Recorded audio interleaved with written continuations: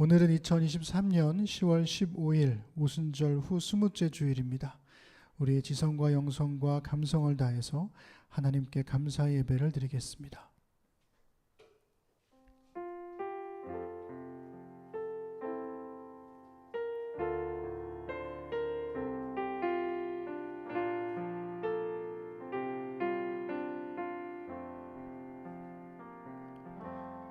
여호와여, 주의 긍휼하심과 인자하심이 영원부터 있었사오니 주여 이것들을 기억하옵소서. 여호와여, 내 젊은 시절의 죄와 허물을 기억하지 마시고 주의 인자하심을 따라 주께서 나를 기억하시되 주의 선하심으로 하옵소서. 너희는 여호와 우리 하나님을 높이고 그 성산에서 예배할지어다. 여호와 우리 하나님은 거룩하심이로다. 아멘. 우리 함께 찬양하겠습니다. 우리 모여 노래하며 우리 기쁨으로 박수 치면서 찬양하겠습니다.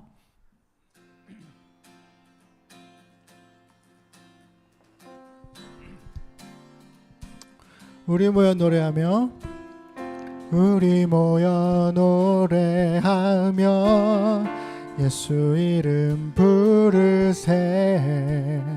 어제 같은 슬픔 딛고 오늘 다시 찬양해. 우리 모여 손뼉 치며 예수 이름 기대해. 소망 중에 기뻐하며 주를 향해 춤추세. 우리가 기쁨과 소망 잃어버려. 저 이거 안 넘겼네요. 죄송해요. 할 이유 모른다 해도 주님 사랑의 열정 끝없이 우리를 부르네. 선하신 주님을 기뻐하라. 선하신 주님께 감사하라.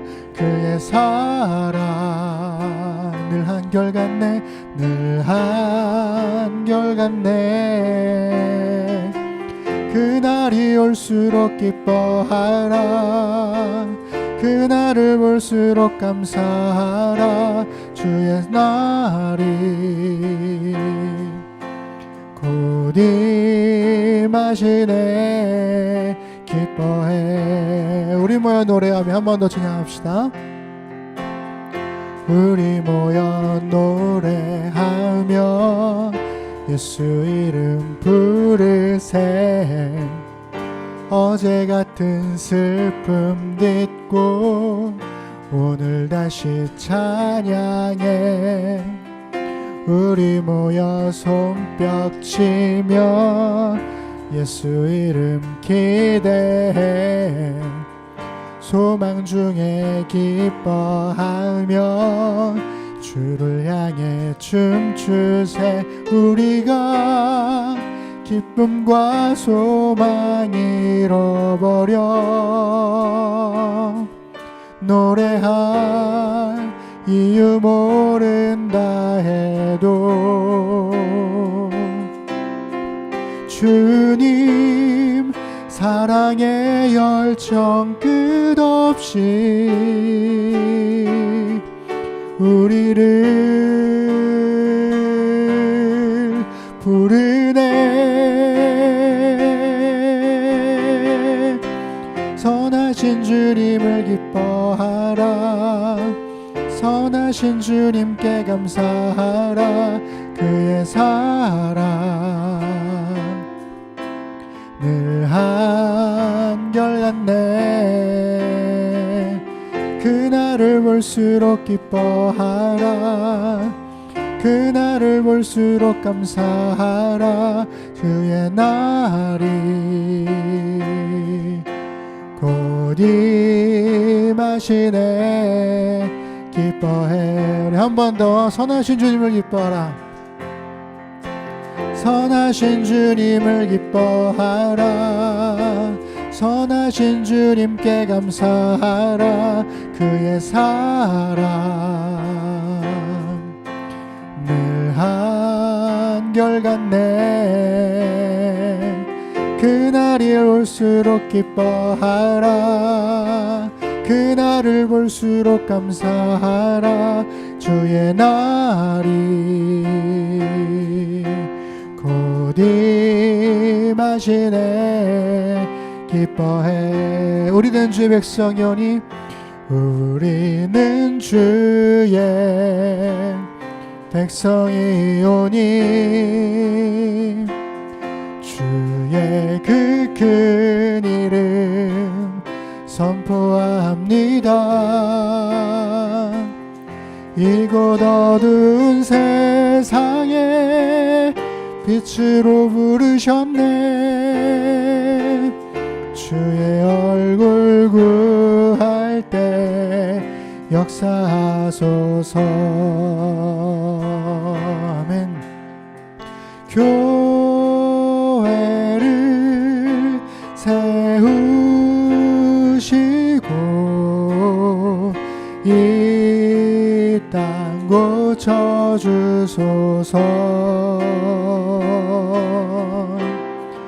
주님 나라 임하시고 주 뜻 이루어지다. 우리는 주의 백성이오니 우리는 주의 백성이오니 주의 그 큰 이름 선포합니다. 이곳 어두운 세상에 빛으로 부르셨네. 주의 얼굴 구할 때 역사하소서. 교회를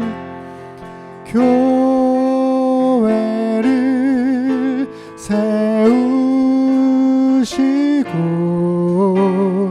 이 땅 고쳐주소서.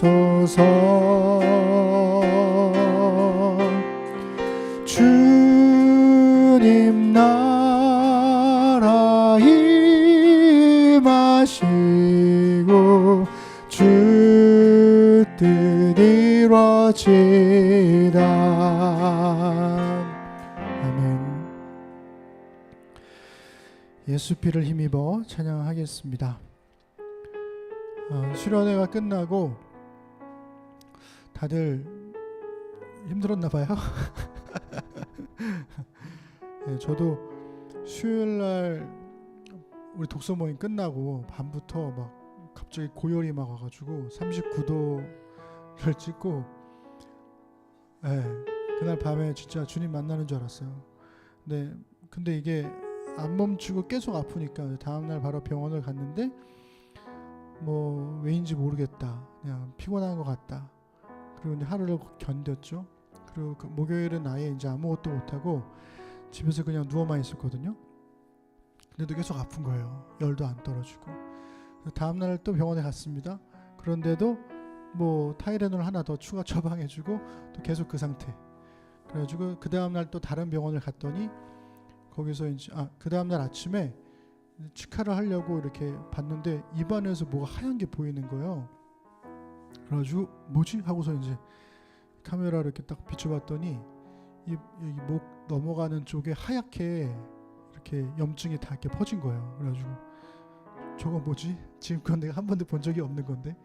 그래가지고 다른 병원을 가서 이제 확인해 보니까 급성 편도염 이게 와가지고 목에 이제 하얗게 다 이렇게 꼈더라고요. 그래서 그게 이제 열을 발생시키고, 그래서 근데 위로가 됐던 게 뭐였냐면 일단 병명을 알았고, 두 번째는 언제 끝날지를 알았다는 건데 4, 5일이 지나면 괜찮아질 거라는 거예요. 그러니까 수요일 밤, 목요일 밤, 금요일 밤, 토요일 밤, 지금 4일이고 오늘 5일째거든요. 그래서 오늘 아침까지 누워있다가 일어나가지고 지금 이 정도 살아있는 겁니다. 그러니까 되게 감사한 일인 거죠.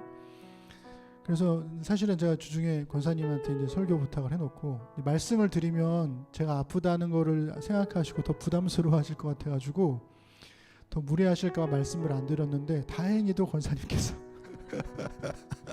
괜찮다고 견딜만 하다고 해주셔가지고 제가 속으로 얼마나 은혜입니다.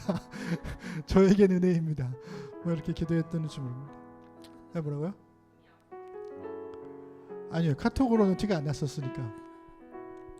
근데 참 이게 사람이 참 웃겨요. 그러니까 되게 감사한 일인데도 제가 막 그 아픈 와중에 얼마나 기도했겠습니까? 하나님 좀 살려주세요.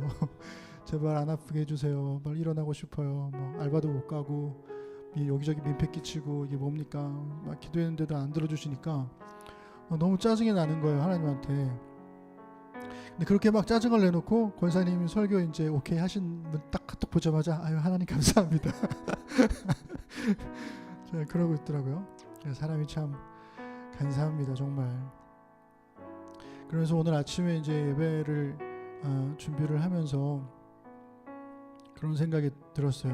내가 하나님 앞에 정말 가지고 갈 게 아무것도 없구나. 당장 오늘 나의 숨이 끊어져도 내가 하나님 앞에 뭐 왜 오늘 나의 생명을 가져가셨습니까? 라고 대꾸할 무언가 그게 아무것도 없는데도 되게 뻔뻔하고 당당하게 하나님한테 이건저런 것들을 막 요구하고 요구하면서 살고 있구나. 그런 생각을 또 많이 해보게 됩니다. 아마 우리가 다 그렇지 않을까 싶어요. 그러니 우리 다시 예배 자리로 나아갈 때 우리가 주님 앞에 설 수 있는 것은 오직 예수님께서 우리에게 베푸신 십자가의 은혜와 또 부활의 영광 그것밖에 없음을 고백하면서 예수 피를 힘입어 주 앞에 나아간다는 고백으로 우리 함께 예배 자리로 나아가십시다. 주의 보좌로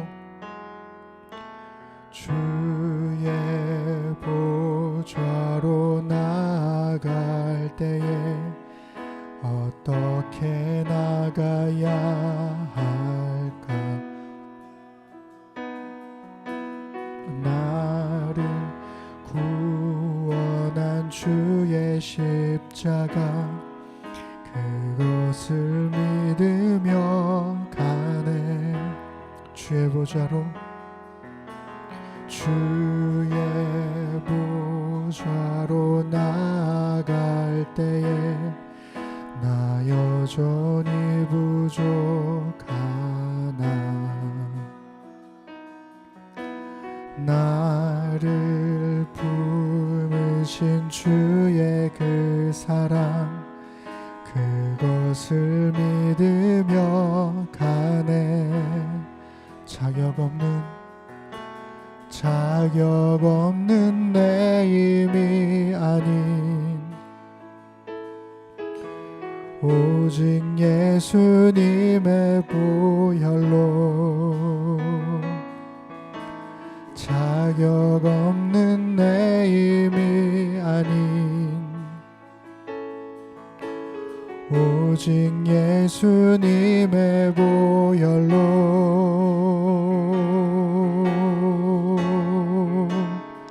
십자가의 보혈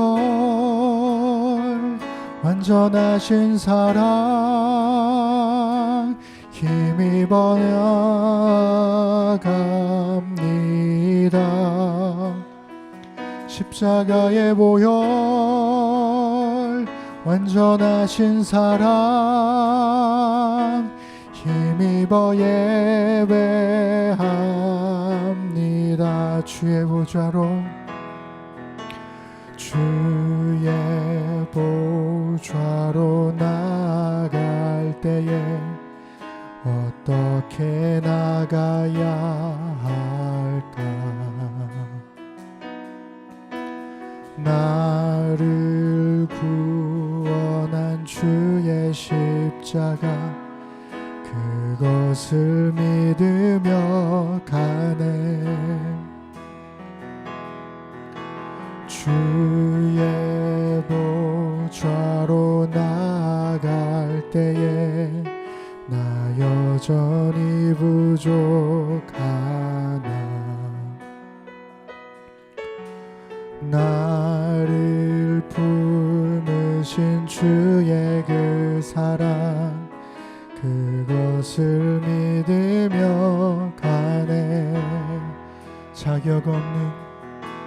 자격 없는 내 힘이 아닌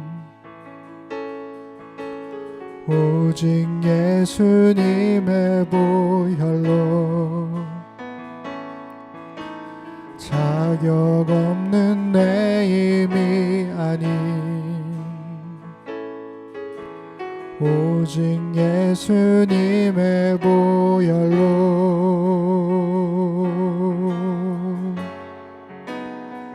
십자가의 보혈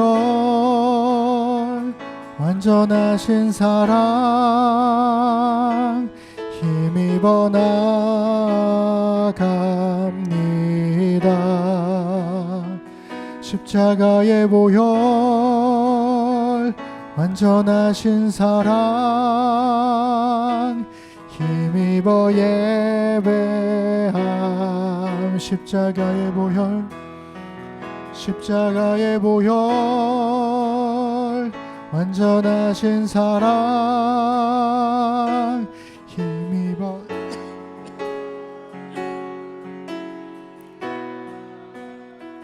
십자가의 보혈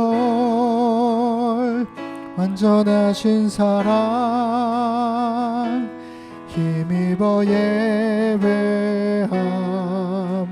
두 손 들고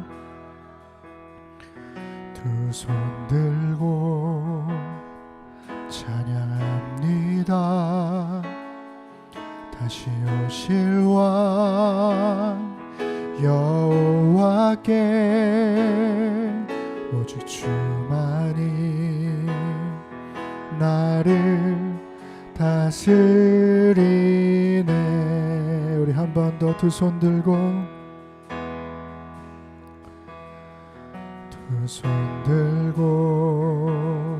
찬양합니다. 다시 오실 왕 여호와께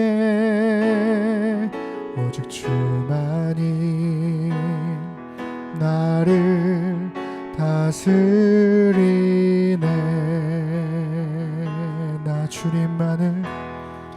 나 주님만을 섬기리. 헛된 마음 버리고 성령이여 내 영혼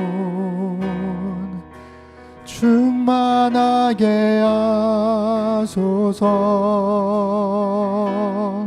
주님 앞에 내 생명 드리리라. 두 손 들고 찬양합니다. 두 손 들고 찬양합니다. 다시 오실 왕 여호와께 오직 주만이 나를 다스리네.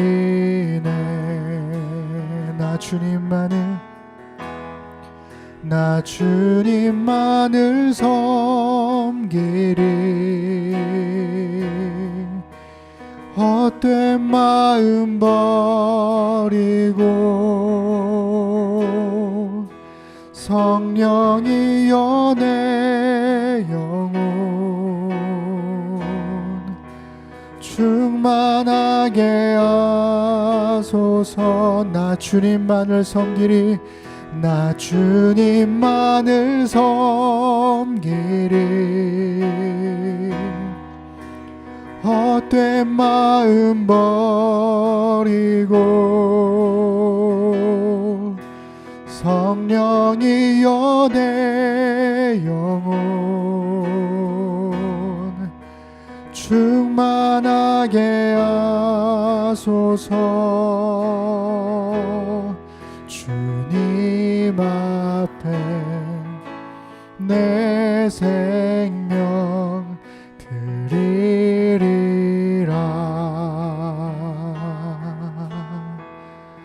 아멘. 우리 다 함께 자리에서 일어나셔서 찬송가 38장 함께 찬양하시겠습니다.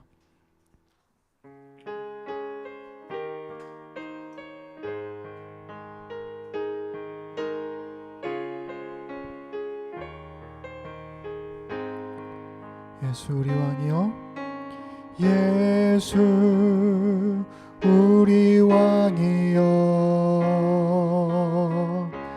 이곳에 오셔서 우리가 왕께 드리는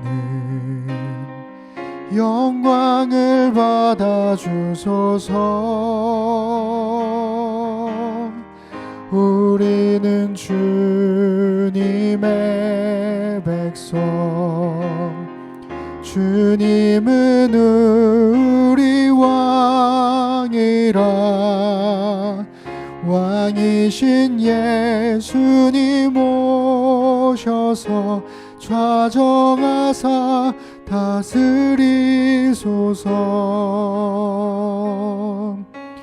예수 우리 주시여, 이곳에 오셔서 우리가 주께 드리는 찬양을 받아주소서. 우리는 주님의 종들, 주님은 우리 주시라. 주 대신 예수님 오셔서 이 찬양을 받아주소서. 아멘. 기도하겠습니다. 우리를 하나님의 자녀로 부르시고 예수님을 구세주로 믿으며 성령님의 인도하심을 따라 살게 하시는 주님, 주님의 이름을 높여드리는 예배의 자리에 우리를 부르셨으니 우리의 예배를 받아주시고 주의 복과 은혜를 우리에게 내려주십시오. 그리하시면 주께서 주신 복과 은혜를 우리의 것으로만 여기지 않고 우리의 손을 펴서 세상에 흘려보내겠습니다.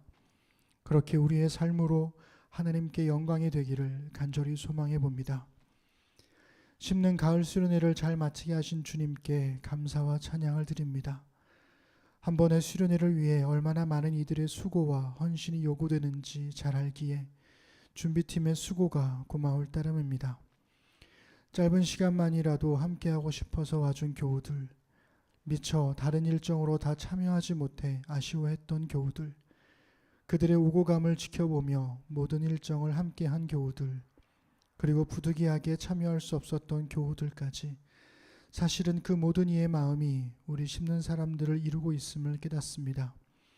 서로 다른 마음의 크기와 생각의 차이를 그리스도의 사랑으로 한데 묶어 이 땅에 심는 교회로 심으신 주님, 함께 나누고 들었던 모든 이야기가 서로에게 하나님의 음성으로 들려지기를 간절히 기도합니다. 러닝메이트로 시작된 소그룹 모임이 서로의 이야기에 귀 기울이는 기회가 되게 해주셔서 감사드립니다. 이어지는 말씀 묵상과 각자가 성경을 읽고 공부하는 모든 과정을 통해 신앙의 자립을 이뤄감으로 하나님의 말씀이 우리를 통해 이 땅의 열매가 되기를 기도합니다. 한 주간의 삶을 돌아봅니다. 그리스도인으로서 하지 말아야 할 말과 행동, 그리고 했어야 할 일들을 돌아보게 하시고 부끄러워할 줄 알며 바꿔가게 하시옵소서. 이 시간은 지난 한 주간을 살면서 하나님 앞과 사람 앞에서 잘못한 것을 침묵으로 고백하겠습니다.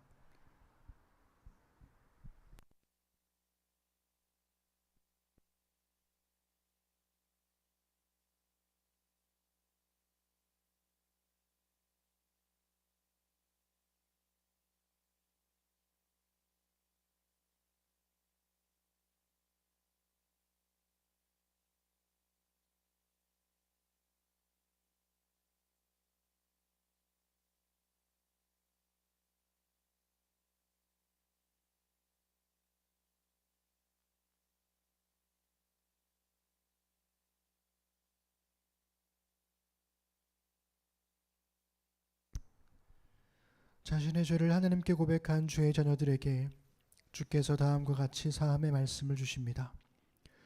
너희는 옷을 찢지 말고 마음을 찢고 너희 하나님 여호와께로 돌아올지어다. 그는 은혜로우시며 자비로우시며 노하기를 더디하시며 이내가 크시사 뜻을 돌이켜 재앙을 내리지 아니하시리라. 이제 개인적인 회개를 넘어 주보에 있는 함께 드리는 기도의 제목을 보고 소리내어 기도하겠습니다. 첫 번째는 예배를 위해서, 두 번째는 나라와 교회를 위해서, 세 번째는 특별히 이스라엘 하마스 전쟁을 위해서 기도해 주시길 바랍니다. 마지막으로는 우리 심는 사람들을 위해서 함께 기도 부탁드리겠습니다. 함께 우리 소리내어 기도하겠습니다. 전능하신 아버지 하나님, 오늘도 주님께서 허락하신 모든 것들에 감사하게 하십시오. 우리의 감사가 하나님께 향하게 하시고 우리의 감사가 하나님을 향한 것과 동시에 이웃과의 나눔으로써 흘려보낼 수 있는 그러한 예배가 되도록 하나님 인도하여 주옵소서. 하나님, 힘겨운 나라의 상황을 두고 하나님께 기도할 줄 아는 우리가 되기를 소망합니다. 그러나 하나님, 그 어려움들을 하나님께 아뢰기만 할 것이 아니라 나라의 어려움 가운데서도 더 힘겨운 이웃들이 있기에 그들을 돌볼 줄 아는 우리가 되도록 인도하여 주옵소서. 주님 또한 한국교회가 예수님의 말씀을 따라서 살아가는 용기를 갖게 해주십시오. 그리고 그 용기가 없다면 그 용기를 구할 줄 아는 기도로 겸손하게 이 땅에 존재하도록 인도하여 주옵소서. 한국교회에 다시 한번 하나님 기회를 주시고 우리로 하여금 회개할 수 있도록 주님 인도하여 주시길 원합니다. 하나님, 러시아 우크라이나 전쟁이 아직도 계속 진행 중인데 이스라엘 하마스 전쟁이 또한 벌어져서 수많은 민간인들이 죽음에 이르렀습니다. 이스라엘의 국지전을 준비하고 있다는 이야기도 들었습니다. 하나님, 이것이 5차 중동 전쟁으로 벌어지지 않을까, 이것이 또한 세계 전쟁으로 확전되지 않을까 또 노심초사하게 됩니다. 주님, 이런 시대의 악함이 우리 앞에 놓여질 때마다 우리는 크게 두렵고 떨립니다. 오직 하나님의 긍휼이 필요하고 하나님의 도움이 필요하고 하나님의 평화가 필요하고 하나님의 회복이 필요합니다. 죽은 이들의 삶을 우리가 어찌할 수는 없으나 살아있는 이들의 삶들을 하나님께 구해봅니다. 하나님, 주님께서 이 땅에 정말 하늘로부터 오는 회복과 평화의 능력으로 이 땅에 베풀어 주시고 그것으로 말미암아 전쟁이 사라지고 하나님, 칼을 갈아 보습을 삼을 수 있도록 주님 우리를 붙드시고 이 땅을 새롭게 하여 주옵소서. 하나님, 심는 사람들이 러닝메이트와 가을 수련회까지 하나님 약 9주 동안에 이어지는 이 기나긴 여정들을 함께 오면서 함께 못다한 이야기들을 나누고 그로 인해서 서로 위로를 얻고 때로는 아프기도 하고 생각할 거리가 더 많이 생겨나기도 하고 여러 가지로 많은 변화와 도전들이 우리 앞에 있음을 고백합니다. 하나님, 그러나 이러한 새로운 도전과 변화들이 우리의 마음을 꺾고 우리의 마음을 용기를 무너뜨리는 것이 아니라 오히려 더 큰 용기로 성령님과 함께 도전과 변화를 함께 이루어갈 수 있도록 믿음의 모험을 떠나는 도전이 될 수 있도록 하나님 인도하여 주옵소서. 하나님, 그것을 위해서 우리가 다시 한번 말씀 앞으로 나아가길 원합니다. 다시 시작되는 말씀 묵상 역대하로 말미암아 하나님의 말씀과 동행하는 우리가 되게 하시고 말씀과 함께 고민하며 말씀과 함께 기도하며 말씀대로 삶을 살아가는 우리가 되도록 인도하여 주옵소서. 오랜 이 치료를 계속 진행하고 있는 권사님의 건강을 지켜주십시오. 치료의 모든 과정이 순탄하게 되기를 하나님 간절히 기도합니다.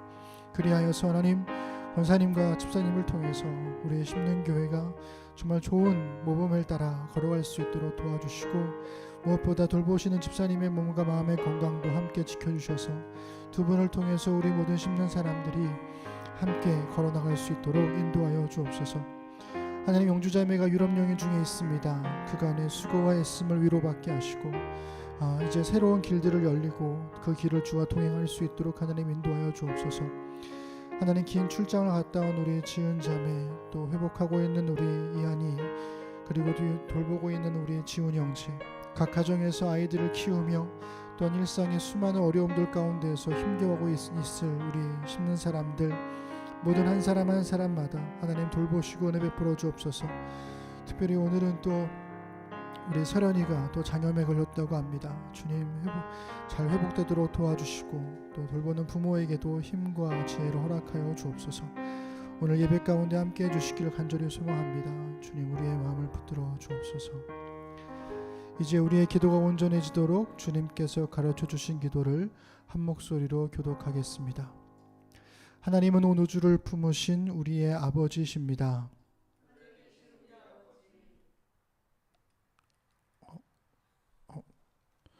네, 그 주보를 다 주보 보고 계시는군요. 하나님의 거룩함에 참여하는 삶을 살겠습니다. 하나님 나라의 새로운 질서를 선취하기 위해 예수님의 말씀에 순종하겠습니다. 내 뜻이 아닌 하나님의 뜻에 순종하겠습니다. 먹고 사는 문제를 하나님께 기도하고 나누는 삶을 살겠습니다. 나를 용서하신 예수님을 믿음으로 나도 다른 사람을 용서하며 살겠습니다.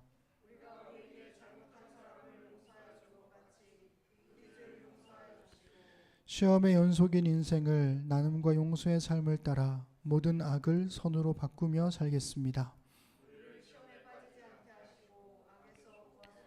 이 모든 기도는 응답될 것입니다. 왜냐하면 우리가 이렇게 고백하기 때문입니다. 나라와 권능과 영광이 영원히 아버지의 것입니다. 아멘. 자리에 앉으시기 바랍니다. 네, 교회 소식 전하겠습니다. 우리 심는교회 주일 예배는 오후 2시에 이곳 공존 이든 센터에서 오프라인으로 예배드리고 있고 유튜브 심는교회 채널에서 온라인으로 함께 중계하고 있습니다. 오늘 예배 후에는 9월 새벽보고와 가을 수련회 결산보고가 있습니다. 함께 해주시기 바랍니다. 그리고 새벽보고와 수련회 결산보고 후에 소그룹 나눔이 있는데 오늘 너무 많이들 안 오셔가지고 에? 뭐라고요? 그래서 네, 그렇군요. 그래서 일단 뭐 상황에 따라서 하면 될 것 같습니다. 돌아오는 수요일 날 우리 가온이 생일인데요. 가온아 어디 있어? 이가온, 가온아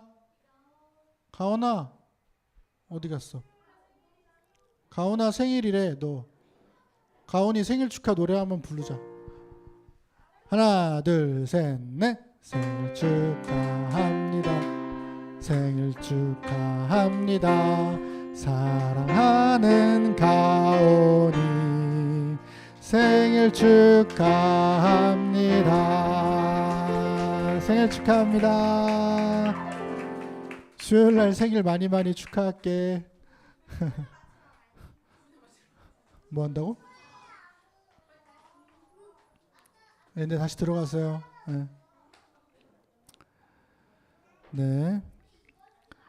그다음에 지난주에 우리 심는교회 가을 수련회 행복 쉼터로 잘 다녀왔습니다. 함께 해주시고 기도해주신 모든 분들께 감사의 마음을 전합니다.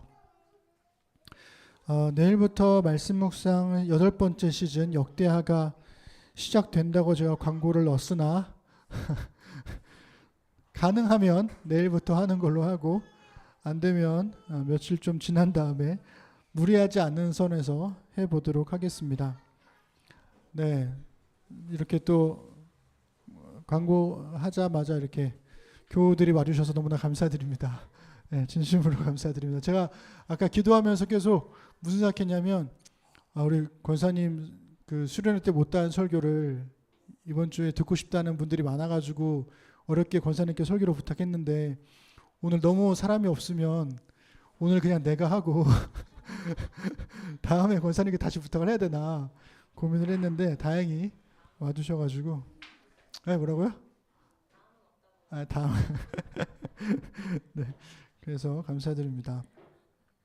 네, 오늘 설교는 권사님 해주실 거고요. 우리 수련회 때 아쉽게도 그 설교를 말씀 나눔 해주시다가 중간에 이제 끝나고 그냥 딱 멈췄는데 그 나머지 부분에 대한 부분들을 듣고 싶다는 요청들이 되게 많아가지고 그래서 원래는 제 아픈 것과는 상관없이 부탁을 드렸었는데 흔쾌히 또 허락을 해주셨습니다. 근데 권사님이 그 금요일이었죠.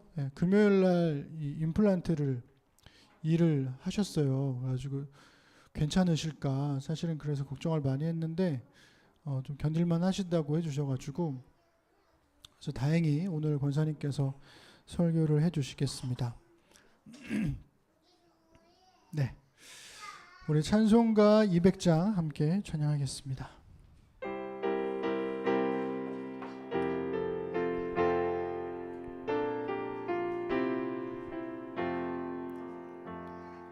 달고 묘한 그 말씀 생명의 말씀은 귀한 그 말씀 진실로 생명의 말씀이 나의 길과 믿음 밝히 보여주니 아름답고 귀한 말씀 생명샘이로다. 아름답고 귀한 말씀 생명샘이로다. 귀한 주님의 말씀은 내 노래 되도다. 모든 사람을 살리는 생명의 말씀을 값도 없이 받아 생명길을 가니 아름답고 귀한 말씀 생명샘이로다. 아름답고 귀한 말씀 생명샘이로다. 널리 울리어 퍼지는 생명의 말씀은 마음의 용서와 평안을 골고루 주나니 다만 예수 말씀 듣고 복을 받네. 아름답고 귀한 말씀 생명샘이로다. 아름답고 귀한 말씀 생명샘이로다.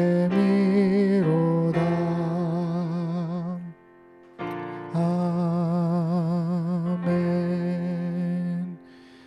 아멘. 오늘은 장호철 권사님께서 원래 제목은 제가 그냥 갖다 붙인 겁니다. 성경 읽기와 해석에 관하여 그 설교 제목이 따로 없어가지고 제가 갖다 붙였고요. 말씀이 있나 모르겠네. 네, 있습니다. 우리 23장 7절 상반절 우리 기억을 되새기면서 한 번 더 읽겠습니다. 시작. 대저 그 마음의 생각이 어떠하면 그 위인도 그러한즉. 우리 세 번역으로도 읽겠습니다. 무릇 그 마음의 생각이 어떠하면 그 사람됨도 그러하니. 네, 그래서 네, 말씀드린 대로 오늘은 장호충 원사님께서 설교 우리 수련회 때 못다한 이야기 나누도록 하겠습니다. 우리 박수로 환영하겠습니다.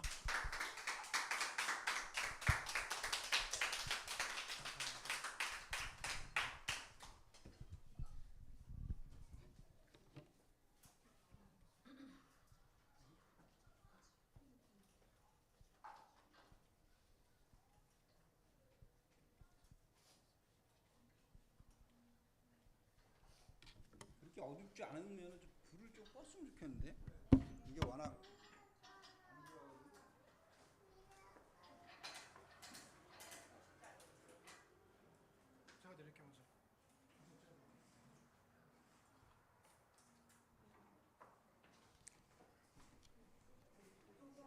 지난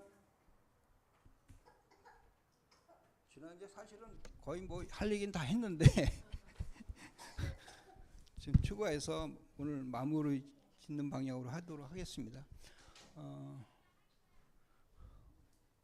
우리 성경 한번 더 봤으면 좋겠어요. 여기 핸드폰에 그 어플이 있으신 분들은 누가복음 15장 11절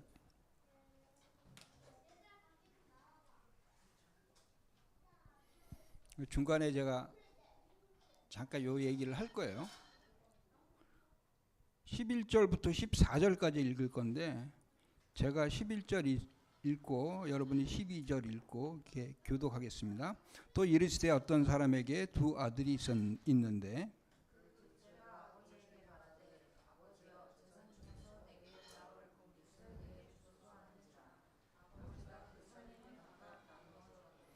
그 며칠이 안 되어 둘째 아들이 재물을 다 모아가지고 먼 나라에 가서 거기서 허랑방탕하여 그 재산을 낭비하더니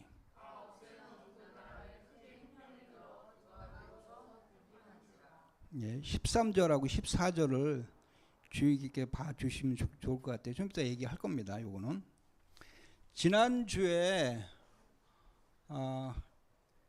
검증 가능한 그 역사적 사실만을 진실로 받아들이는 실증주의 시대에 살고 있다 그랬어요.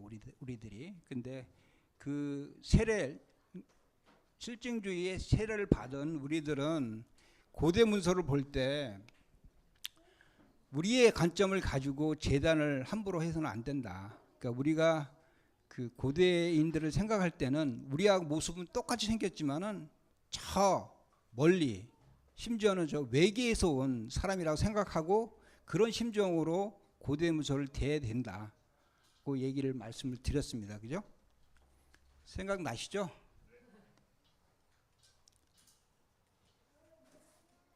그래서 넘어가서 자, 잘 안 보이시죠? 제가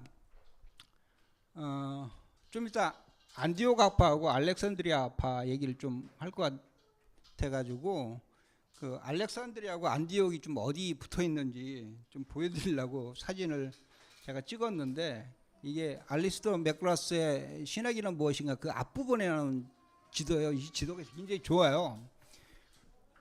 여기 보시면은 여기가 이쪽 요 부분이 이제 지중해인데 지중해의 로마 제국, 그러니까 초대 교회 때의 세계죠. 이 세계가 전 세계죠, 그죠? 여기 보시면 위쪽 보면은 여기 라인강이 있어요. 그리고 여기는 도나우강. 그러니까 라인강하고 도나우강이 북쪽 경계예요. 그 당시에는 대부분 그 음료수를 포도주로 먹었어요, 그죠? 요 라인강, 도나우강 위쪽에는 포도 재배가 잘 안 돼요. 거기는 주로 맥주를 먹어요. 그 당시에는 게르만족들, 야만족이에요. 그 포도주를 먹어야지 지성인이고. 그리고 여기 경계를 보면은 이쪽은 이제 여기가 이제 예루살렘이죠, 그죠? 요게 예루살렘이고 여기 가운데 보시면은 여기가 이탈리아고 여기가 로마예요.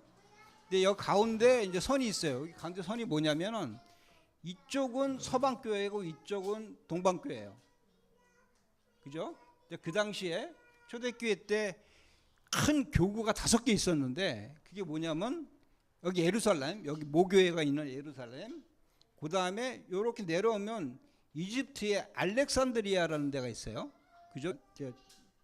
이집트 북부의 도시고, 그 다음에 요 안디옥이라고 있어요. 요 안디옥은 우리가 알듯이 바울을 파송한 모교예요, 그죠? 그리고 요 쭉 올라가시면은 여기 우리가 지금 현재 비잔팀이라고 부르는데 그 콘스탄티노플이 있어요.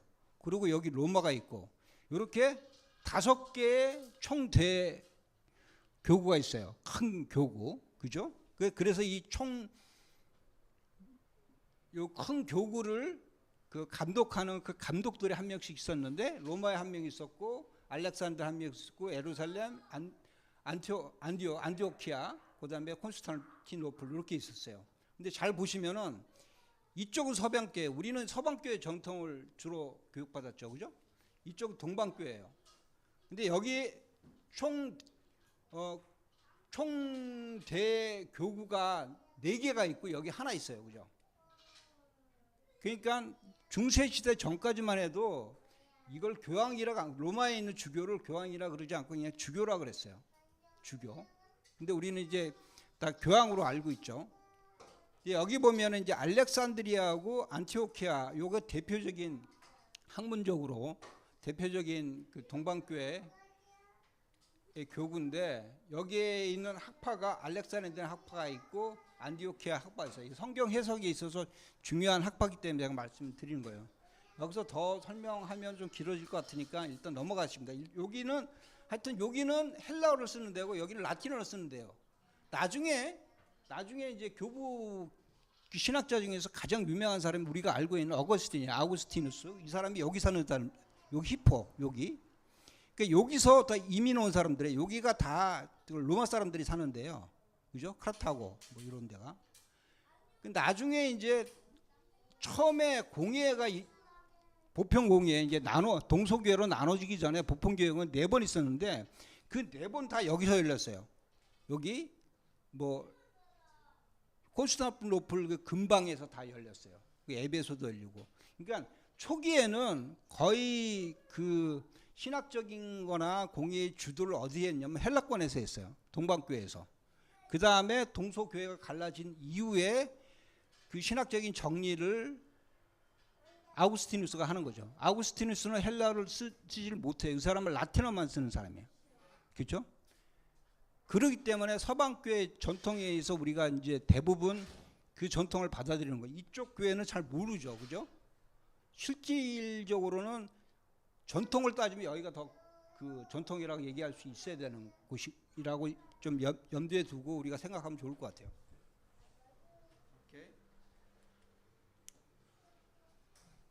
그래서 그리스도의 전통, 다시 말해서 교부 시대하고 중세 시대 때 성서를 읽어나가는 방식이 보통 4가지 방식이 있었다고 얘기를 해요. 그 4가지 방식을 우리가 쿼드리가라고 얘기하는데, 쿼드리가가 뭐냐면은 그 그리스 로마 시대 때 그 마차인데 그 말이 4마리 말이 끄는 마차예요. 그러니까 그리스 로마 시대 그 신화를 보면은 영웅들이 타는 마차인데 왜 아폴론 같은 사람이 그 마차를 타고 하늘로 올라가는 그걸 쿼드리가 그래요. 쿼드가 이게 넷이라는 말이잖아요, 그죠? 4마리 말이 끄는 그런 마차인데 그거를 교부 전통에서 성서를 읽어가는 방법 4가지를 그래서 쿼드리라고 얘기를 해요. 근데 원래는 아까 말씀드린 그 지도에서 본 알렉산드리아 학파의 오리게네스라는 교부가 있어요. 그러니까 그 교부 중에서 어떻게 보면 가장 유명하신 분이에요. 초기 교부 중에서는. 그리고 최초의 신학자라고 볼 수 있는 분인데 이분이 알렉산드리아, 아까 알렉산드리아 학파를 대표하는 분이에요. 알렉산드리아.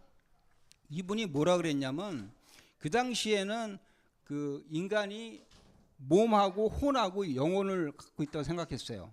그래서 그 3가지 성경의 의미를 문자적 의미, 그 다음에 2번째는 도덕적 의미, 3번째는 영적 의미를 갖는다. 그러니까 몸에 해당하는 도덕적 문자적 의미, 그 다음에 혼에 해당하는 도덕적 의미, 그리고 영에 해당하는 영적인 의미, 그렇게 해석을 했거든요. 그거를 중세시대 때 들어서 초기 그 그레고리 대제, 그러니까 4가지 의미로 확장을 시킵니다. 확장시키는 의미가 뭐냐면은 첫 번째가 문자적 의미예요. 문자적 의미는 문자에 집중을 하는 거죠.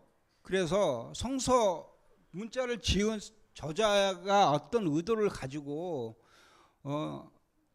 이 글을 썼을까에 집착을 하는 거죠. 그래서 그 역사적 저자가 있었던 역사적 상황들을 이해를 함으로 해서 어떤 목적을 가지고 어떤 문제가 있어서 그 글을 썼을까라고 집중을 해요.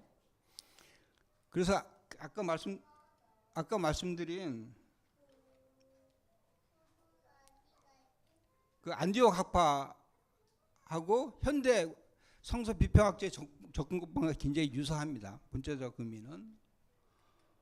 그 다음에 2번째가 그 은유적 내지 풍류적 의미인데 요거는 우리가 뭘 믿을 것인가에 그 관심을 갖습니다. 요거는 독자들에게 영향을 미치는 신학적이고 현재적 의미에 더 큰 관심을 가져요. 그 요거는 아까 보여드렸던 알렉산드리아 학파 전국분과 굉장히 유사합니다.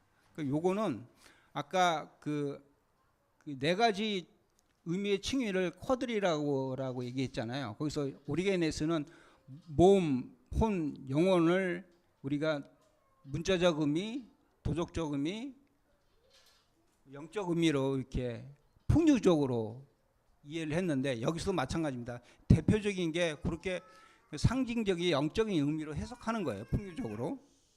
그 다음에 있는 게 도덕적 의미입니다. 요거는 그러면 우리가 어떻게 행하며 살 것인가에 중점을 둡니다. 한 가지 예로 우리가 바울 서신을 보면은 바울 서신이 6장으로 되어 있는데 앞에 갈라디아서 1장부터 4장까지는 주로 신학적 논증을 해요. 그 다음에 갈라디아서 5장, 6장은 윤리적 권명을 합니다. 대부분의 바울 서신이 이렇게 돼 있어요. 근데 우리가 이따가처럼 어떻게 이해했냐면은 앞에 교리적인 설명을 신학적인 논증을 쭉 하다가 이제 딱딱한 걸 다 벗어나서 좀 부드럽게 하기 위해서 겉면의 말을 한다고 이해를 했어요. 근데 최근에 그 성서학자들은 그렇게 생각하지 않고 앞에 부분 1장부터 4장까지의 내용이 5장, 6장 내용하고 긴밀하게 연결되어 있다고 생각을 하고 5장, 6장의 내용은 앞에 신학적 논증의 결론이라고 봅니다. 다시 말해서 무게중심이 여기에 있는 거죠. 윤리적인 겉면에. 그러니까 요걸 얘기하기 위해서 앞에 걸 얘기했다고 보는 거예요. 그러니까 대부분의 바울 서신이 그렇습니다. 그러니까 중점이 여기 있다는 거예요. 그러니까 윤리적 의미가 굉장히 중요하다는 거죠. 그다음 네 번째가 이제 종말론적 의미인데 요거는 우리가 뭘 그 희망하며 살 것인가를 얘기하는 내용이에요. 갈라디아서 아까 예를 들었는데 갈라디아서를 보면은 대부분 우리가 미래적 종말론을 얘기해요. 그게 보통 우리 종말론은 그러면은 우리가 미래에 어떻게 될 것인가, 어떻게 구원을 받을 것인가에 대한 내용으로 이해를 하고 있잖아요, 그죠? 근데 갈라디아서 보면 대부분 바울이 얘기할 때는 우리의 구원의 미래적으로 얘기해요. 우리가 구원을 받는 과정 속에 살아 있다고 얘기를 하고요. 근데 로마서에 보면은 미래적인 종말론 얘기하고 실현된 종말론을 동시에 같이 얘기합니다. 그럼 어떤 게 옳은 것인가를 고민이 생기잖아요. 근데 우리가 종말을 생각할 때 대부분 예수님의 재림과 우리의 몸의 부활의 미래의 때를 생각하는데 실제로 바울이 많이 얘기하는 내용은 뭐냐면은 우리가 미래의 부활을 상속받으려면은 현재적인 삶 속에서 부활의 삶을 살아야 된다고 얘기를 해요. 그래서 실질적인 종말은 예수님 온 이후 우리가 현재 종말의 삶을 살고 있다고 생각해야 되는 거죠. 그죠? 이렇게 네 가지 그 의미의 층위를 갖고 있었다고 생각했어요. 옛날 그 교부 시대나 중세 시대 때는. 그럼 근대 이후에는 어떤 생각을 갖고 있을까? 성서 해석 방법을 봤을 때, 근데 우리가 이제 단순화시켜서 생각하면은 그러면은 과연 성서가 얘기하는 의미는 어디 있는가를 생각해 볼 수 있을 것 같아요. 그러면 우리가 성경을 하나님의 감동으로 된 책이라고 우리가 생각을 하는데 그러면은 그 계시는 어느 시점에서 이루어졌을까 질문을 던질 수 있을 것 같아요. 첫 번째 생각할 수 있는 게 텍스트 뒤에, 텍스트 배후에 의미가 있다고 생각하는 거예요. 그 텍스트 뒤에는 누가 있죠? 저자가 있죠, 그죠? 저자가.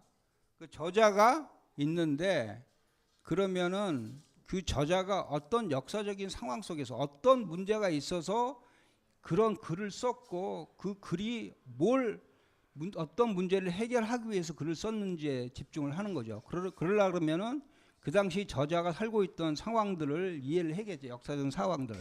그래서 역사적인 상황을 굉장히 중요시 여깁니다. 그래서 현대 성서학은 대부분 요걸 보통 우리가 역사 비평이라고 얘기해요. 그 다음에 두 번째 생각할 수 있는 것은 그게 아니고 의미는 텍스트 안에 있다, 텍스트 속에 있다 생각하는 거예요.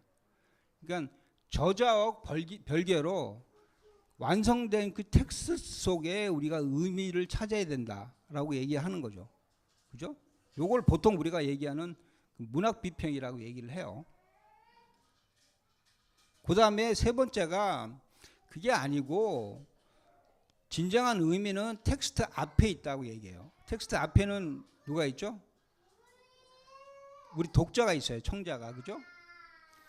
그래서 이걸 보통 우리가 독자 반응 비평이라 얘기하는데, 또 다른 말로 하면 좀 쉽게 얘기하면 독자 참여적 읽기라고 얘기해요. 그래서 본문의 의미는 독자가 독서하는 과정에서 비로소 완성된다고 얘기를 합니다. 이 세 가지 중에서 어떤 게 맞을 것 같아요? 텍스트 뒤에 진정한 의미가 있다.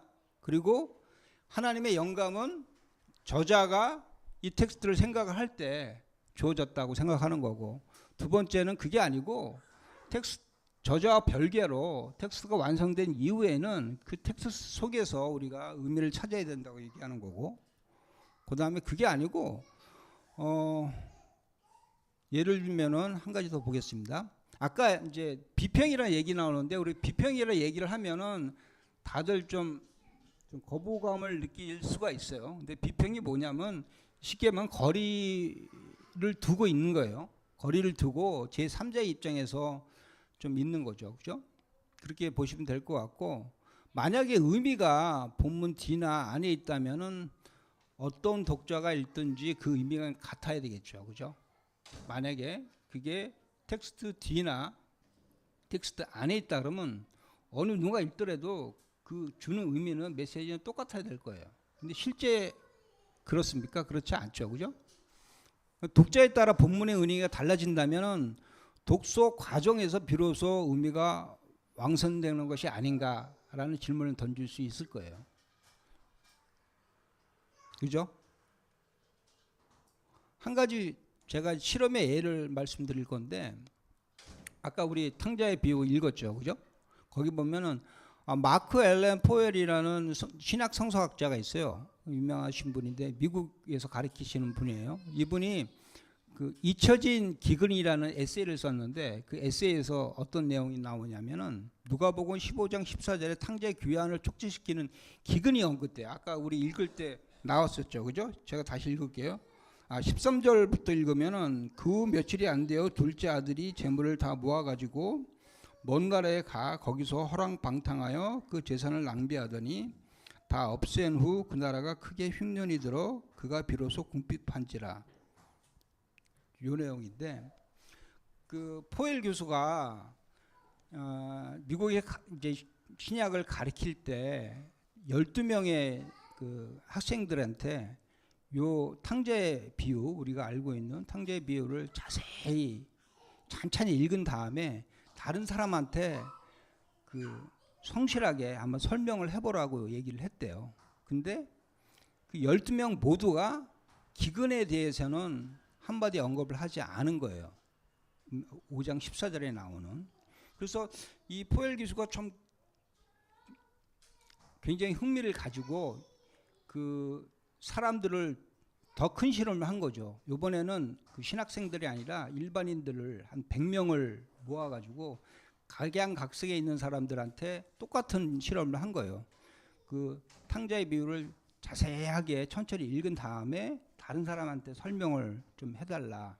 그렇게 실험을 했는데 100명 중에 6명만 기근을 얘기를 했대요. 굉장히 특이하죠. 그죠? 아주 긴 내용도 아닌데. 그래서 포엘 교수가 그러면은 다른 문화권에 사는 사람들한테 똑같은 실험을 하면 어떨까 싶어가지고 이번에는 러시아 사람들 한때 똑같은 실험을 했대요. 그 어디 사는 사람들이면 상트페테르부르크, 그 러시아의 수도죠, 그죠?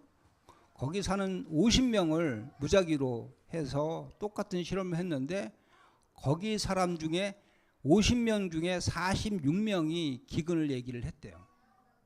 너무 차이 나잖아요. 미국과 러시아가. 왜 그랬을 것 같아요? 왜 그랬냐면은 러시아는 불과 한 70년 전에 2차 대전 때 나치 독일이 그 생트페테르부르크를 3년 동안 포위를 한 거예요. 그래갖고 그 속에서 기근 때문에 67만 명이 아살을 한 거죠. 그 기억을 아직 갖고 있는 거예요. 그 역사적 경험들을, 그 트라우마를 갖고 있어가지고 이 사람들 눈에는 기근이 가장 먼저 눈에 띄는 거죠. 그 말씀을 읽으면은. 근데 우리가 가만히 생각해 보면은 우리가 맨날 탕자의 비유라고 얘기만 들었기 때문에 아, 이거는 탕자가 주인공이에요. 그죠? 근데 우리가 가만히 읽어보면은 그 내용상 보면은 탕자라고 지칭을 하지 않아요. 저자는 그냥 두 아들이에요. 둘째 아들. 그 둘째 아들이 물론 이제 허랑방탕, 우리 이제 개혁 개정에는 이제 허랑방탕에 낭비했다고 얘기를 하는데, 이 미국 사람들은 기근의 경험이 거의 없는 사람들이죠, 그죠? 근데 그 사람들은 아, 얘가 허랑방탕하게 낭비를 했구나, 그 비도덕적인 인물로 지칭을 하는 거죠. 그래서 탕자의 비유가 탕자라고 생각하는 거예요. 그게 그래서 자연스럽게 탕자가 우리도 탕자의 비유로 알고 있잖아요.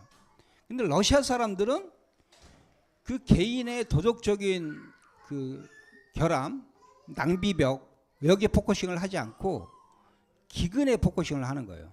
그 기근이 이 사람이 돌아가게 되는 어떤 계기를 준 거라고 보는 거죠.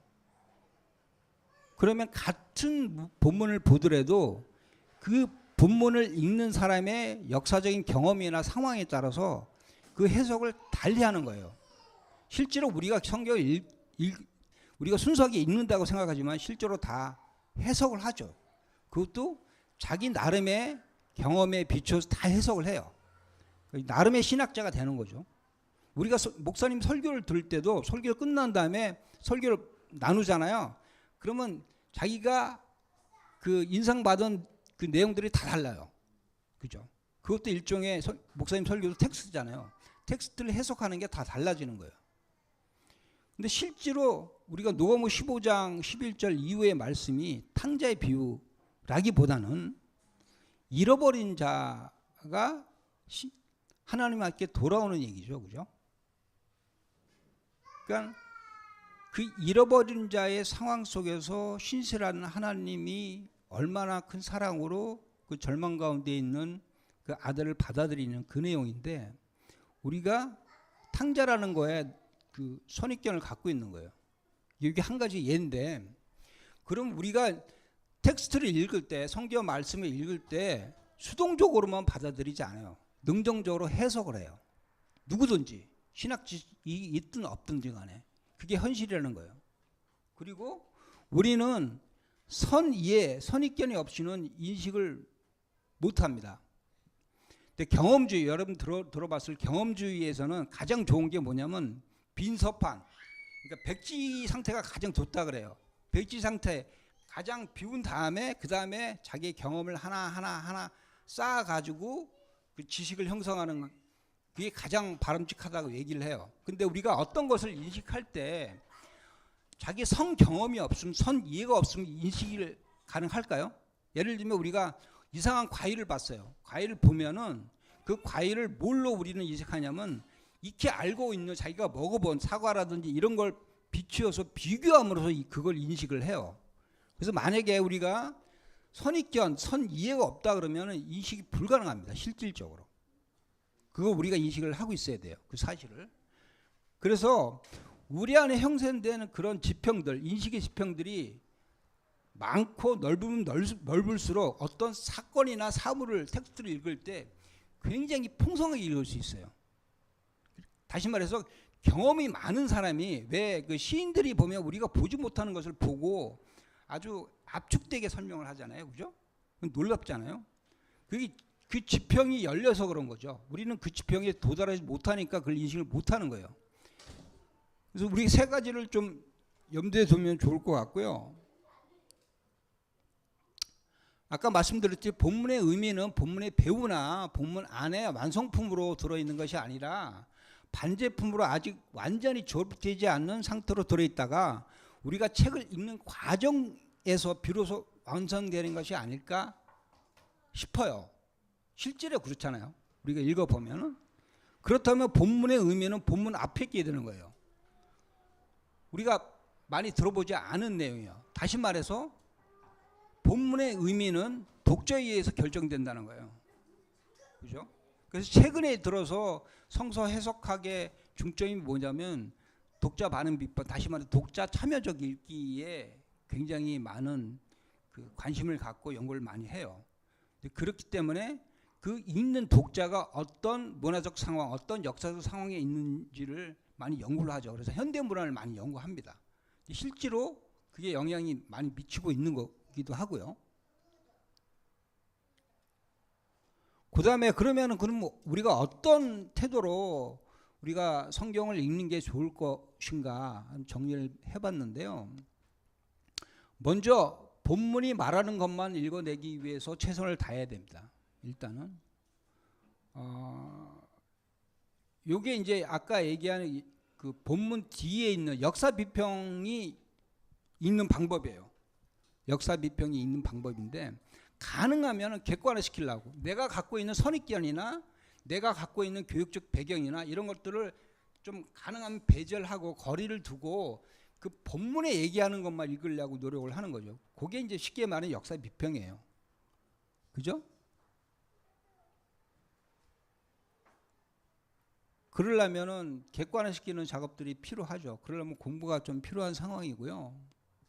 그 다음에 두 번째는 나도 어떤 관점, 내가 자라온 배경이라든지 역사적인 경험이라든지 그런 선의나 선입견이 분명히 갖고 있어요. 누구든지 갖고 있고, 그죠? 그걸 갖고 있다는 한계를 우리가 좀 있음을 인정을 해야 되고, 다른 말로 하면은 나의 해석이 정답이라고 절대 하지 않아야 된다. 그리고 나의 해석을 상대할 수 있는 열린 태도를 가져야 된다.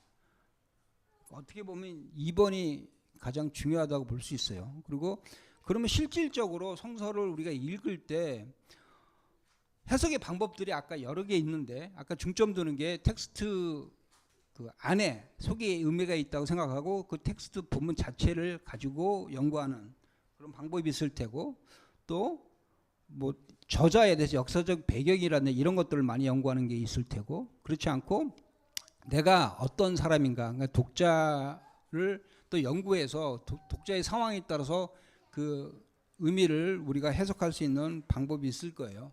어떤 방법이 가장 좋은 방법인지 좀 고민을 해야 돼요. 근데 이건 우리가 신학자가 아니기 때문에 우리가 택해서 우리가 방법을 개발해서 하기는 어려워요. 실질적으로. 근데 이거를 가이드 주는 분들이 많이 있습니다. 그래서 배워가면서 하면 될 것 같아요.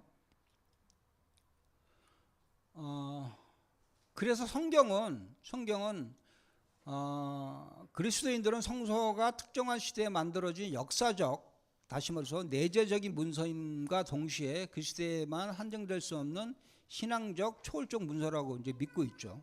그죠? 다시 말해서 우리가 성경을 성경으로 읽느냐 안 그러면 고대 문서로 읽느냐 두 가지 다 읽어야 된다는 거예요. 성서의 양면성이 있다는 거죠. 우리가 양자택일이 아니라 양자택이를 해야 된다는 거예요. 그리고 성서는 역사적이기 때문에 해석의 규칙이 필요하고요. 그리고 동시에 우리가 성경으로 경전으로 보기 때문에 우리가 성령 하나님의 그 도우심을 지혜를 구해야 되죠. 우리가 새롭게 볼 수 있는 눈을 열어달라고 우리가 기도를 해야 되는 거죠. 그래서 다시 이제 정리를 하겠습니다. 그러면 세사기 3단계라고 제가 명칭을 했는데 첫 번째는 우리가 많이 하는 거예요. 첫 번째 소박성. 보통 우리가 큐티하는 거. 우리가 보통 성경을 볼 때 하는 단계입니다. 굉장히 수동적으로 읽고 순종적으로 읽죠. 경전이라고 생각하고 말씀하소서 제가 듣겠나이다 생각하고 우리가 무릎 꿇고 말씀을 읽죠. 이때는 고대 문서 책은 보이지 않고 예수님 하나님만 보여요. 그리고 내가 만난 예수님, 내가 만난 하나님을 고백을 하죠. 굉장히 공감적으로 읽는 거예요. 굉장히 필요합니다. 이 단계가 굉장히 필요하고 첫 번째 단계예요. 그죠? 두 번째 단계는 비평적으로 읽어야 돼요.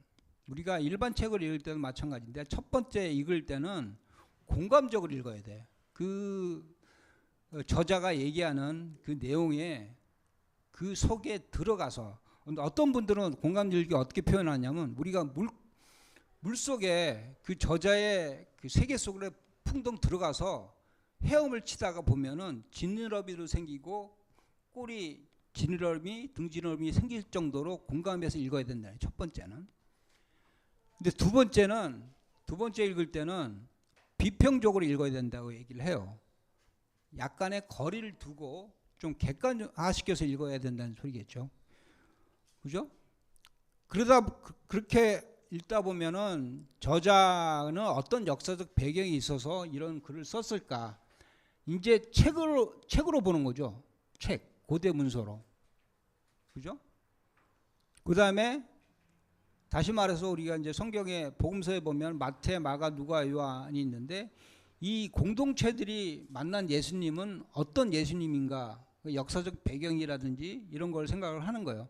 그러니까 마태 공동체는 어떤 문제가 있어서 그 문제를 해결하기 위해서 이 마태 복음이 써졌을까? 우리가 생각하기는 마태복음을 마태로 썼다고 생각하지만 실제 성서학자들은 그렇게 보지 않아요. 대부분 마태 공동체에 의해서 써준 거라고 얘기를 하고 마찬가지 마가 누가도 마찬가지인데 마태, 마가, 누가, 요한 공동체가 만난 예수님을 볼 수 있는 거예요. 그 역사적 배경 속에서. 그래서 저자 본문과 거리를 두고 읽는 거죠. 근데 여기서 우리가 또 주의해야 될 것은 독자 나 자신도 객관화해서 거리를 두고 성찰할 수 있어야 돼요. 나 자신도 거리를 두고 가능하면은 나 자신의 어떤 선입견이라든지 선의해라든지 그 자라온 그 교회의 배경이라든지 이런 것들을 다 내려놓고 좀 더 그 열린 마음으로 말씀을 대할 수 있어야 된다는 소리겠죠. 그 번째 이제 요걸로 끝나면 안 되고 근데 대부분 보면 첫 번째 소박상에서 끝나고 비평적 읽기를 잘 못해요. 특히 이제 우리 한국 교인들은 그 넘어가는 게 굉장히 힘들죠. 근데 넘어가야 된다는 소리고요. 근데 비평적 읽기만 하면은 또 자기가 알지 못했던 내용을 알므로 인해서 내가 생각했다는 그런 영적인 의미들이 이거는 사실이 아니네. 뭐 이렇게 생각하다 보면은 믿음의 그 확고함이 흔들릴 수가 있겠죠. 그죠? 근데 그걸 넘어서야 되는데 그래서 그걸 넘어서기 위해서는 두 번째 소박성으로 돌아가야 됩니다. 그걸 이제 저는 이제 영성적 읽기, 내면화 읽기라고 이제 표현을 했는데요. 아까 그 비평적 읽기에서는 마태 공동체가 만난 예수님을 얘기를 했잖아요. 근데 실제로 마태 공동체가 만난 예수님을 우리 공동체가 만난 예수님으로 만나야 된다는 거죠. 그죠? 그리고 우리가 비평의 단계를 거칠 때는 굉장히 진지하고 최대한 충실하게 거치는 게 필요해요. 어설프게 비평의 단계를 거치면은 오히려 독이 되죠. 그러니까 철저하게 진지하게 충실하게 하되 진지한 비평은 진지한 자기 선찰과 함께 해야 된다. 텍스트를 읽는 동시에 나를 읽는 과정이 될 수 있도록 나를 객관화하여 진지하게 성찰하는 그 과정이 필요하다고 볼 수 있습니다. 마지막인데요. 샌드라 슈나이더라는 그 미국 영성신학자가 있어요. 그 신약학자이기도 한데 이분이 하신 말씀이 성서 해석은 단지 정보만을 위한 것이 아니라 변화를 위한 것이기도 하다라고 말씀하셨어요. 근데 저는 이거보다는 좀 더 강하게 우리가 성서를 해석하고 있는 이유는 우리의 삶의 변화를 위한 거다라고 인식을 하면 좋을 것 같아요. 만약에 성서를 읽고 배워왔는데 나의 삶이 나의 생각이 변하지 않는다 그러면은 그건 성서를 읽는 의미가 하나도 없는 거죠.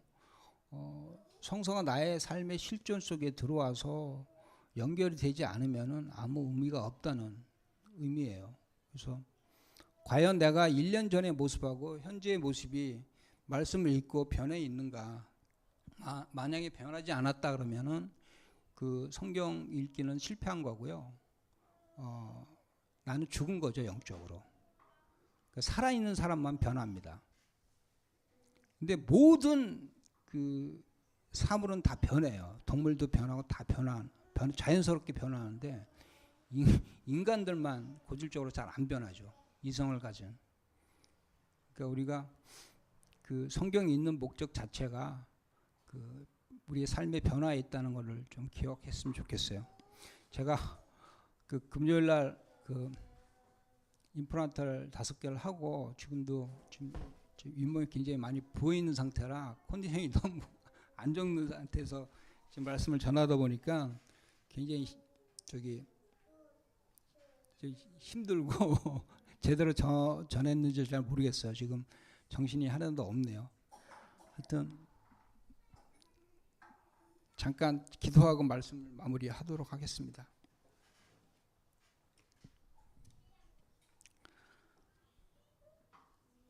하나님, 저희에게 주신 그 말씀이 얼마나 풍성하고 저희 믿음의 선인들이 그 말씀을 통해서 생각이 변하고 삶이 변화감으로 인해서 부활의 삶을 살았던 그 믿음의 선인들을 봅니다. 저희들이 너무나 게으르고 하나님이 주신 그 말씀의 그 진리를 공부하고 깨닫는 데 너무 게을러서 저희들이 짓는 그 죄를 짓지 않도록 도와주시옵소서. 진정으로 알므로 인해서 저희들의 삶이 변해가고 진정으로 그 삶이 부활의 삶이 됨으로 인해서 미래에 예수님께서 다시 오실 때 저희들이 진정으로 부활의 삶을 상속받을 수 있는 복을 누릴 수 있도록 함께하여 주시옵소서. 감사하신 예수님 이름으로 기도합나이다. 아멘.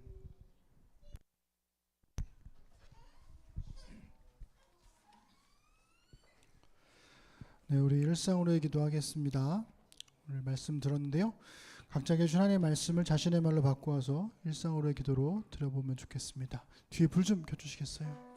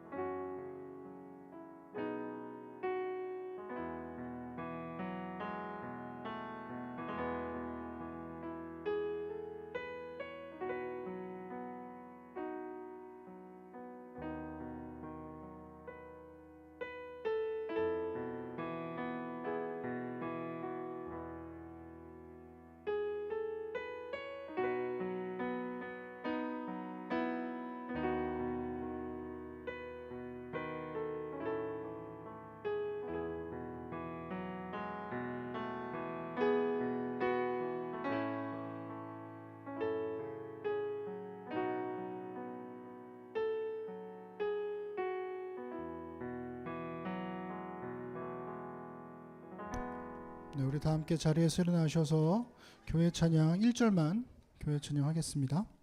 그리고 우리의 헌금을 하나님께 드리도록 하겠습니다.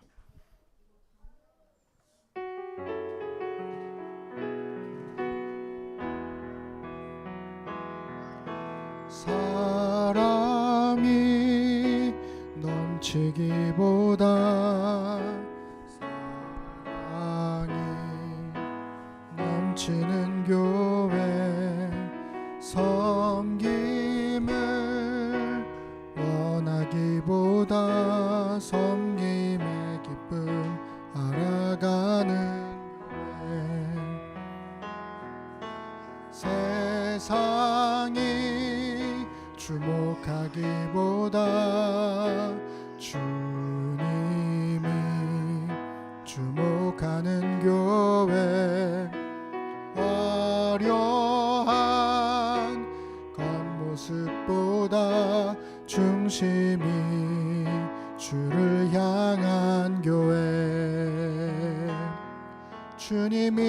피로 사신 아름다운 교회, 서로를 사랑함으로 하나 되는 교회, 주님이 머리 되신 거룩한 교회, 우리 함께 만들어 가요. 이제 각자가 삶 속에서 믿음의 사람으로 살기를 다짐하며 우리의 믿는 바를 함께 고백하겠습니다. 나는 전능하신 아버지 하나님, 천지의 창조주를 믿습니다. 나는 그의 유일하신 아들 우리 주 예수 그리스도를 믿습니다. 그는 성령으로 잉태되어 동정녀 마리아에게서 나시고 본디오 빌라도에게 고난을 받아 십자가에 못 박혀 죽으시고 장사된 지 사흘 만에 죽은 자 가운데서 다시 살아나셨으며 하늘에 오르시어 전능하신 아버지 하나님 우편에 앉아 계시다가 거기로부터 살아있는 자와 죽은 자를 심판하러 오십니다. 나는 성령을 믿으며 거룩한 공교회와 성도의 교제와 죄를 용서받는 것과 몸의 부활과 영생을 믿습니다. 아멘. 하나님, 이 시간 주신 말씀을 따라 함께 살아갈 날들을 신실하게 살겠다는 의미로 헌금을 드리고 신앙을 고백했습니다. 말씀이 삶으로 배어나와 우리 삶의 자리에 은혜의 흔적이 남게 하소서. 아버지 하나님과 주 예수 그리스도께로부터 평안과 믿음을 겸한 사랑이 형제와 자매들에게, 우리 주 예수 그리스도를 변함없이 사랑하는 모든 자에게 은혜가 있을지어다. 아멘.